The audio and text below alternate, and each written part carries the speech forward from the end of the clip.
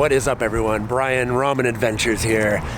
Again in Chicago, Chi-Town. I'm actually going to try a special bowl of ramen today. My buddy Mike, he's doing ramen out of his house, and he's been doing some pop-ups and things. He invited me over. We're gonna check out a bowl at his spot. Let's go. Oh man, what's going on, dude? There he is. There's the guy. Nice. Come on in, man.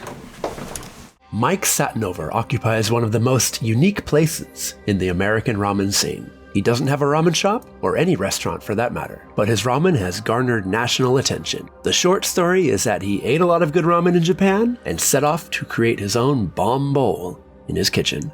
Known as RAMENLORD on Reddit, he documents his trials online in detail and has gone on to do a few pop-ups in Chicago, as well as in New York. You know I've got to try it. Shoyu and miso were on the menu today. Mike is particular about his miso, constantly tweaking the recipe in pursuit of perfection. The tare seasoning is a blend of 3 misos. Most of it is Shinshu miso, which has a light, sweet flavor when compared to other misos. He prefers not to cook the miso too much, keeping its raw flavor on the forefront. The broth is a chicken-heavy chintan, meaning a clear soup. Takes Mike around 6 hours to brew this one up.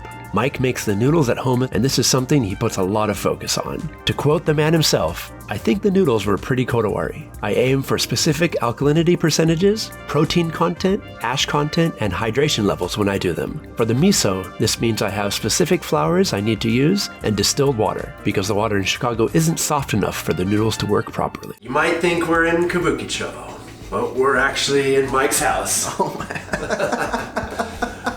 All right, man. Coach Sama, thank you for 2 excellent bowls today. Yeah, thanks for coming by. It was really good to see you, man. So tell me, what's your connection with just Japan in general? Sure, so I studied Japanese in undergrad and actually lived in Sapporo as part of a study abroad for a year. So I've been heavily involved with Japan and Japanese culture for a pretty long time.